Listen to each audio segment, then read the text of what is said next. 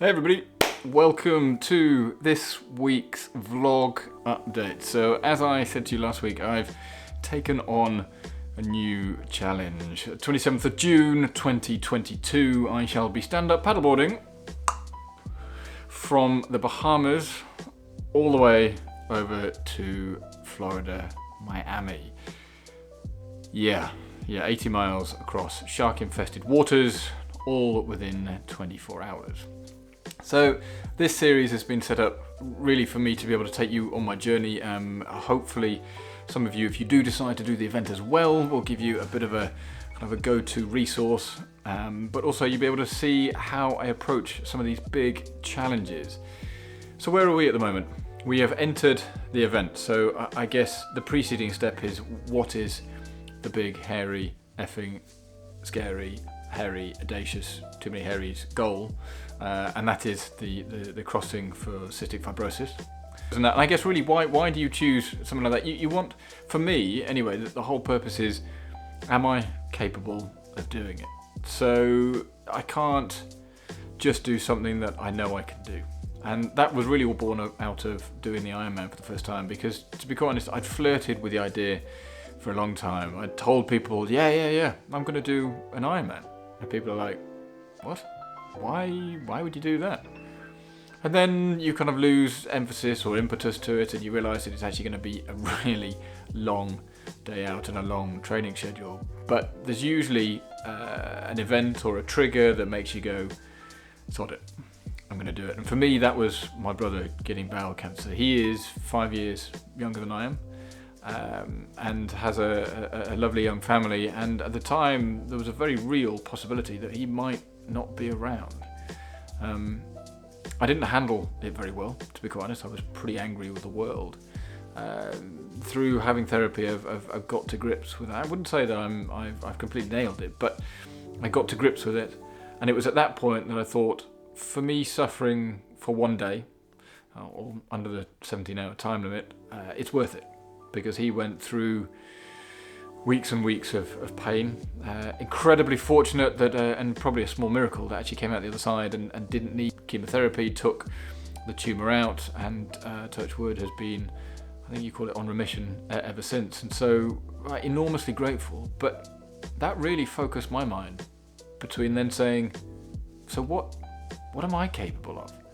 Yes, I'd done some stuff beforehand, and I'd done the ride across Britain and cycled the width of the country and all those other bits and pieces, but I guess it challenges you to your core and says, sort of, what do you want to be known for? What are you here to do? It really challenges, I guess, your inner beliefs. And for me, I came out fighting, or at least deciding to take on some challenges. So as I fast forward to now, I'd had my eye on crossing for a cure for probably the best part of 2 years. Last year, so 2020, my other brother, little one, who towers over me at 6'2" or 3. I'm obviously 5'10.5". The quiff used to be a bit longer, so maybe a bit taller than that. But he lives in Vancouver with his now fiancée, and they were going to get married at the same weekend. But COVID put pay to that, so that didn't happen. The moment I knew the dates for this year, I bought in. I was like, stuff it, I'm going to do it. So for me, the choosing of the event was actually quite an easy one. If you're looking for an event to do, I would highly encourage a bit of a Googling and maybe look at people who you respect, admire, have done similar things. So check out people like Ross Edgley, for example, an absolute mountain of a man who's done a triathlon, carrying a tree around a triathlon.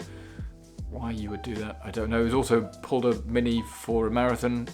Again, don't know why you'd want to do that, although strangely both kind of appeal.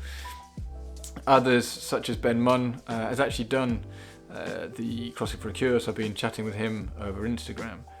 Just see what floats your boat, but don't be afraid to set your goals big and high.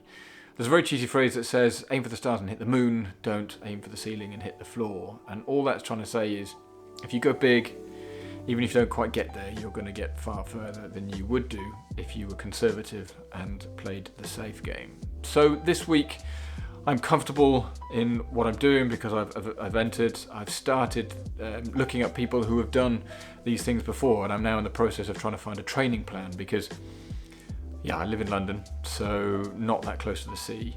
I don't own a paddleboard, so I need to research paddleboards. I've never done it in the sea, and I don't like not being able to see the bottom of the water. So there's a few things to overcome. But this week, I focused on getting in touch with stand-up paddleboard companies, specifically those in the UK. I'm going to reach out to them and talk to them about paddleboards and maybe some sponsorship, but also looking at training programs. So there are a few people who have done the Crossing for a Cure before, and there's actually a number of events if you're a bit of a pro. I'm going to get in touch with them. So as I sit here now, what have I done? I've had some conversations and I've reached out to a few people, but it doesn't mean that I'm still not super nervous. So I'm going to keep it reasonably short and sweet and say you as my accountability people are right to say get a wriggle on. I will commit to finding more about the programs that I need to follow and looking at paddleboards because soon as I know the training plan and what I can do in the gym, because I've really enjoyed weightlifting and resistance training of late, so that would be good to know. So yes, this time next week I will give you some more news and updates on the training plans, but with that, as it's Wednesday the 8th of September, have a great day and I'll see you all next week. Cheers.